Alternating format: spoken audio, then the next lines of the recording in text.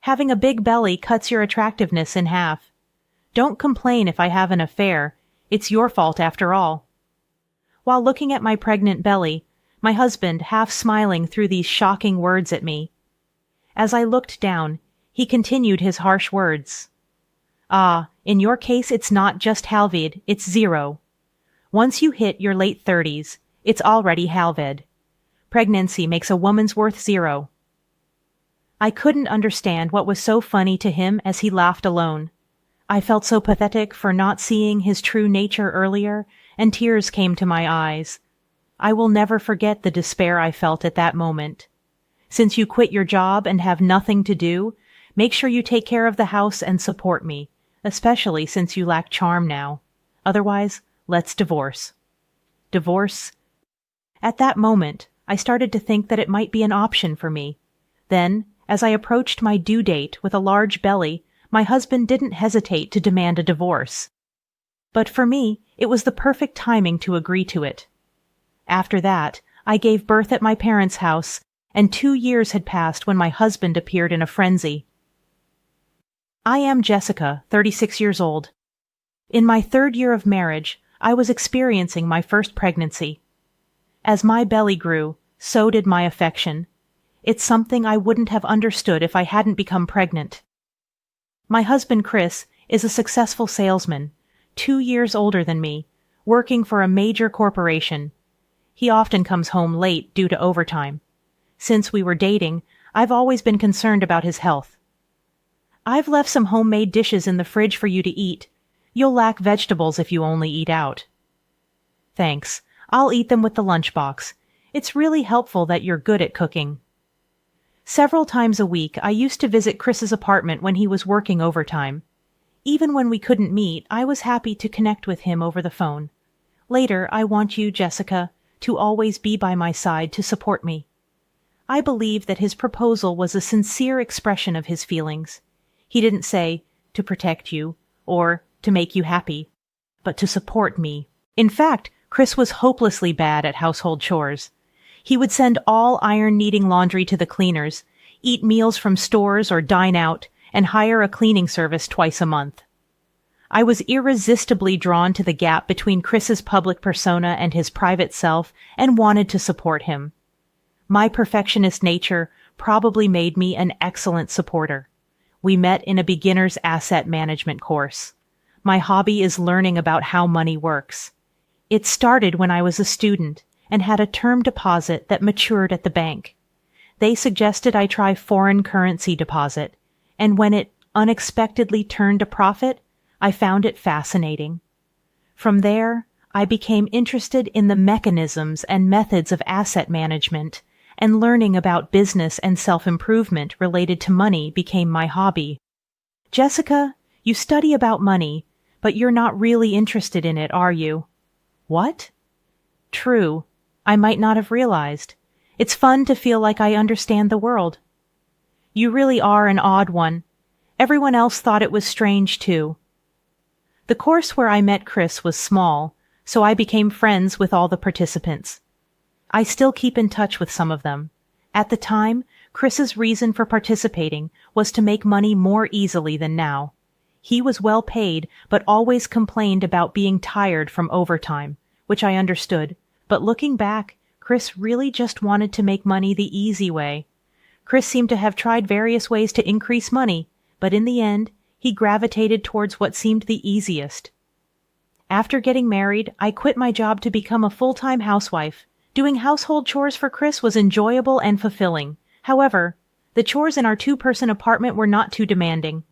With time on my hands, I eventually decided to start a part-time job as a proofreader at a publishing company. If housework starts to slip, quit the job immediately despite what Chris said. I had no intention of neglecting household duties. The job was a great fit for me, and I really enjoyed it. Moreover, the publishing house dealt with business and practical books, which interested me. I was constantly excited. This job might be my true calling. I get to study and earn money too, I thought. True calling? It's just proofreading text, right? You're exaggerating, Chris laughed it off. but this job led me to an opportunity that would change my life. Among the materials I proofread was a book on starting an internet business, which piqued my interest. Since Chris often came home late, I thought I could do it as a side business during those hours. The next day, I started working on it with the book and my computer. Hey, internet business seems interesting. I'm thinking of writing a blog about everything I've studied. It might be helpful to someone. Your hobbyist knowledge might be helpful. Really, you think you can make money with that? Chris laughed it off, but I was engrossed in my new hobby, working on it with great enthusiasm. My perfectionist nature was fully at play here too. The first time I saw a meaningful income was 6 months after I started. I was thrilled and reported it to Chris. Huh, just $20? What's there to be happy about? That's not even enough for pocket money, he said. I was disappointed by his reaction, but at the same time, surpassing my husband's salary became my goal, and I became even more motivated. A while after starting my internet business, I had a reunion and a drink with the friends I met in the course. When I talked about what I was doing, some were interested and others were already doing it, leading to an engaging conversation. Perhaps feeling left out, Chris suddenly started complaining about me. What she's doing is just a game. She's not interested in money. That's why she only made $20 in half a year, he said. I was annoyed by his demeaning tone. After getting married, she stopped being a woman. She doesn't wear makeup at home, wears sweatpants, and ties her hair like an old lady sitting in front of the computer. She just looks like a nerd. Chris, stop it. Are you drunk? I thought I was marrying a good housekeeper, but then I realized any wife would do housework, living off my money and turning into an old lady. I feel deceived. He spoke in a joking manner, but I was deeply hurt. Hey, Chris, are you drunk? Jessica is still beautiful, everyone said. Chris was getting a bit too drunk. Maybe it's time to wrap up, Mr. Hanson, the organizer, said, noticing my teary eyes. I was so emotional that I couldn't sleep that night. From the next day, I started to dress up more, even at home. But in hindsight, that might not have been a good thing. After marriage, Chris demanded more care from me and occasionally made sarcastic remarks or spoke harshly. I once tried to resist, saying, "Take care of yourself. It's your fault that I turned out like this, you know. Take responsibility and look after me to the end. After all, that's pretty much the only thing you're good for." I think I was also wrong to have indulged Chris's selfishness. But the relationship I'm in now, constantly wondering why did I marry this man, is really painful. I found out I was pregnant in the 3rd year of our marriage. We were growing apart, but our marriage wasn't completely void of intimacy. It had been a while since I had eagerly awaited Chris's return. When I told him about the pregnancy with a smile, he clearly showed his displeasure. Huh? Who said you could get pregnant? The look on his face-furrowed brow was unmistakably one of discomfort. You married me to take care of me, right? Who's going to take care of me when the child is born? I had hoped that having a child might help us rebuild a happy family, even with our differences. It was a real shock to realize he had been thinking of me as just a housemate or servant all this time. I didn't want a child yet. Sorry, but you'll have to abort. This time I was momentarily breathless at his unbelievable words. I had always had irregular periods and knew I had a less fertile constitution. There was no guarantee I could get pregnant again. Please, let me have this child. I won't trouble you, Chris, I pleaded desperately. This might be my only chance to get pregnant. My heart was racing, making it hard to breathe. It's a nuisance that you're pregnant. Here's the deal. If you use pregnancy as an excuse to slack off at home, then you'll either have an abortion or we'll divorce after the birth. You're taking 100% care of the kid. It's your choice to have it, after all. Despite his harsh words, I was relieved to have his permission. But could I really take care of a baby and support Chris at the same time? I was full of anxiety, yet I couldn't let go of the hope that seeing our child might change him. With the pregnancy, I quit my part-time job and put more effort into my internet business. I had been running it for over 2 years and had a stable income. From the first blog I started, I had recently come close to reaching my goal of earning as much as my husband's salary. Since that drinking party, Chris had been averse to hearing about my work. "Don't ever talk about that in front of me again. It irritates me." Perhaps he despised people who could make easy money, even though he wished for it. In the end, I never had the chance to discuss my current situation with him, nor did he show any interest in hearing about it. Keeping it to myself led to a good outcome later, but at that time, I was frustrated not being able to share my joy. By the 5th month of pregnancy, my belly had visibly grown. One weekend morning, while drinking coffee, Chris looked at my belly and said something shocking with a half smile. "A growing belly halves your attractiveness. Don't complain if I have an affair. It's your fault for getting pregnant." Hearing my beloved husband declare infidelity because of my pregnancy hurt me deeply. Chris continued to twist the knife. In your case, it's not just halved, it's 0. Your value as a woman halves the moment you hit your late 30s. Pregnancy makes it 0. I couldn't understand what was so funny to him that he couldn't rejoice in the new life inside me and instead ridiculed my changing body. My despair deepened, still holding out hope for him. "Since you quit your job and have nothing to do, make sure you take care of the house and support me, especially since you lack charm now. Otherwise, let's divorce." Divorce. This must be Chris's true nature. I felt so pathetic for not realizing it before we got married. Divorce. It was at that moment I started to consider divorce as a real possibility. Having quit my part-time job to focus on my work, I now easily earn more than Chris's salary. I could live comfortably even if we divorced. After his laughter, as Chris was getting ready to go out, I asked him where he was going. "I don't need to tell you, do I?" Maybe I'm going to see my mistress." Chris left the house laughing cheerfully. It's not a maybe. He was definitely going to meet his mistress. I had known about it for a while, thanks to a friend. "You were at the theme park the other day, right? I wanted to say hi, but it was so crowded. I only saw Chris's face, but the woman with him was wearing a white dress. You two still seem so close after marriage. I'm envious." Remembering that conversation still pains me. Despite resenting Chris for causing me so much suffering, my heart still aches because I still have feelings for him. But it's time to put an end to these feelings. I decided to hire a private investigator. Depending on the results, I was ready to cut off my feelings for Chris. Then, as I approached my due date, Chris, without hesitation, demanded a divorce, just as I was about to give birth. If this were the old me, I would have probably broken down in tears fearing the future. But now things are different. I secretly smiled, knowing it was the perfect timing for me too. "Divorce me. My girlfriend is pregnant. I want to remarry her and be a father to the child in her belly. You should remarry the father of your child too." "Huh. What are you talking about? That's Mr. Hansen's child, right? No wonder you were defending him at the party." "I have proof." Chris took out a voice recorder.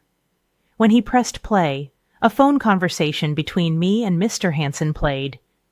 He must have hidden it in the living room. "Mr. Hansen, yes, that's right. I'm not sure what will happen after the birth. Yes, I'd like to meet.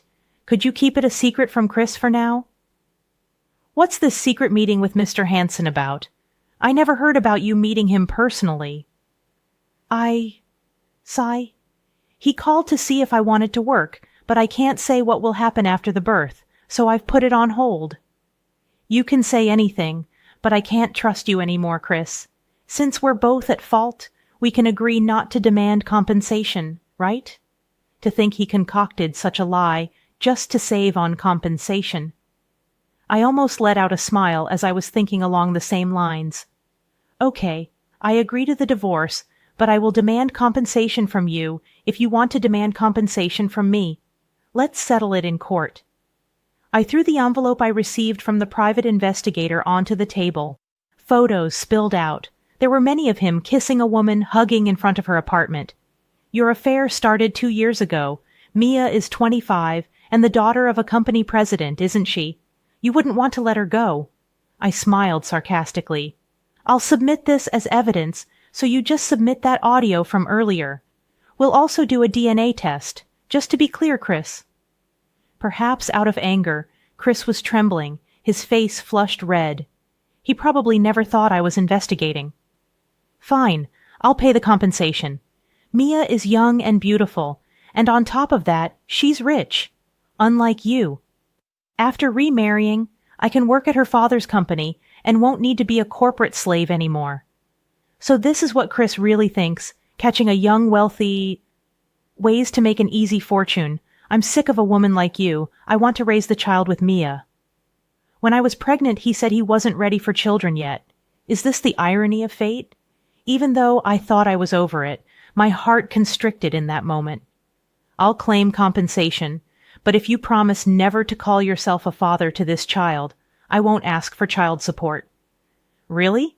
Then let's do that. That child isn't mine, and make sure you never show up in front of me again.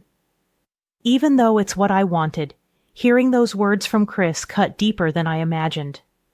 Never involve yourself with us again. And about the division of property? No division of property. We're divorcing on mutual agreement, right? I was relieved he said it before I had to. All right, I'll prepare the divorce agreement. It's for the best for both of us, isn't it? Yes, no. Let's make it an official document. I don't want any complications about money later on. Chris must know deep down that the child in my belly is his. Later, we officially settled the divorce covering compensation, child support, and property division. Chris tried to skimp on compensation, just like I didn't want to give any of my money to Chris, who belittled my work. I moved back to my parents' house and safely gave birth to a girl with my parents' help. I was able to continue working while raising my child. This was only possible because of my internet business. Nearly 2 years after giving birth, I received several calls from an unknown number. Wondering who it could be, I answered the phone. Jessica, what's this about? Explain. His shout was so loud that I instinctively moved the receiver away. Ah, he found out, I thought, sighing with irritation and annoyance. It was Chris. I heard you're successful, making over $110,000 a month. Is it about that internet business you mentioned before? Then you should have told me. It's joint property, right? Chris ranted loudly. Back then, he was so against discussing it. You were the one who said no property division, remember?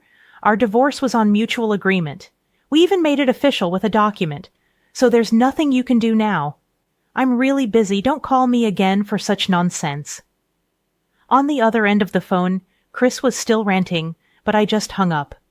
He must be desperate to contact me even after we've exchanged a notarized agreement. Concerned about my daughter, I left at my parents' house. I called my father the next day. Chris apparently stormed into my parents' house in a frenzy. I was deceived by Jessica. Please let me talk. How can you be so cunning and not feel ashamed as a parent? Jessica, let's talk properly. I won't leave until you come out.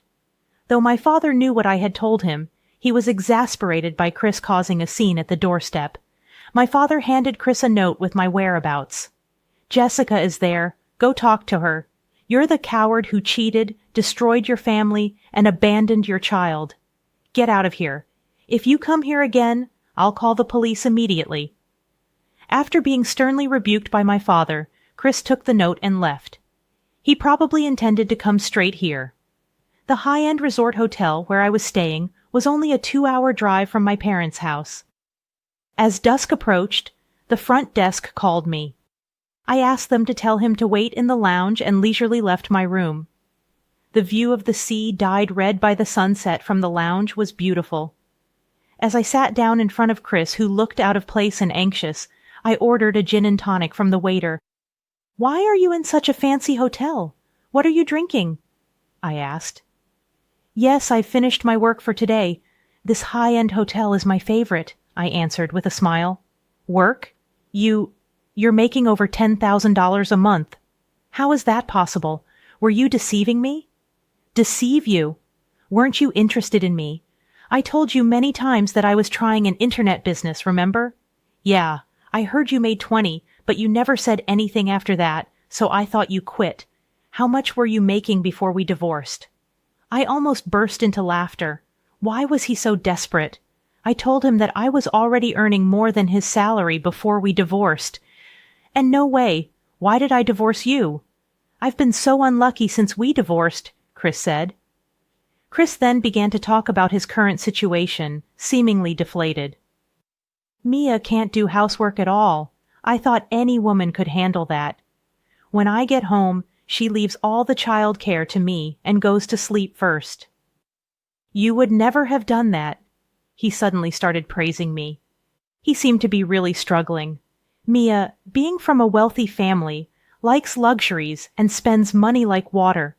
When I went to Mia's parents to apologize, they told me to take responsibility. They said they'd pay both compensation and leave Mia's care to me. At least you got the compensation. It's hell. If we get divorced, I have to repay the entire compensation up front. She spent all the money. We don't have a penny left at home. And on top of that, she's probably cheating again, Chris lamented. When I remained silent, Chris must have thought I was sympathizing. I want to get back with Jessica now. I realize how much she cared for me. If she's earning that much, she can pay the compensation in one go, right? Why would I get back together with you? Are you an idiot? I'm not your mother or your maid. Don't be ridiculous. His incredibly selfish words made my blood boil. Seeing my fury, Chris looked shocked. You don't need to speak to me like that. You took care of me so much, but you chose to let that go, didn't you? The gin and tonic I ordered arrived. Regaining my composure, I took a deep breath and then spoke in a calm but firm voice. We promised never to involve each other in our lives again, didn't we? I have no intention of helping or getting back together with a scumbag like you. After the call, I drank my gin and tonic in one gulp, slamming the glass down on the table. I'm going abroad next week.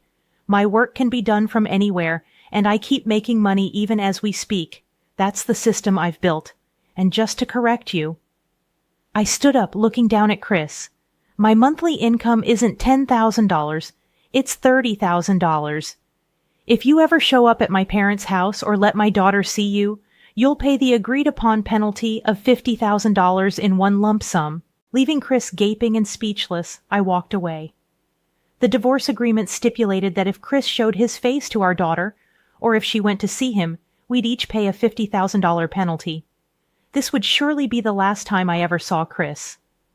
I finally felt completely relieved. Chris continued his marriage with Mia. He couldn't get divorced. That was the real situation. The life Chris had dreamed of was far from reality, as he was merely burdened with the care of Mia's troublesome daughter by her parents. Unable to change jobs from his overworking company, he looked worn out from balancing work and childcare every day. Despite everything, I hoped he would learn the difficulty and joy of caring for someone through parenting. Mia was reportedly involved in another affair, being sued for compensation by the wife of her partner, but it was unclear if Chris had the ability to pay. Perhaps Chris would decide to divorce for the sake of the child. As for me, my work was thriving, and I was being invited to give lectures in various places. It felt great to help others with what I had learned and practice it. It all started when Mr. Hansen invited me to speak about my approach to work at a study session he was organizing. It was the same discussion we had during the bugged phone call. I still maintained a good business relationship with him. My daughter was growing up fast, turning into a wonderful child, much to my pride as a parent. Despite the hardships, I learned a lot from my marriage with Chris. If I wanted my daughter to grow well, I knew not to be overly protective. I planned to continue watching her grow,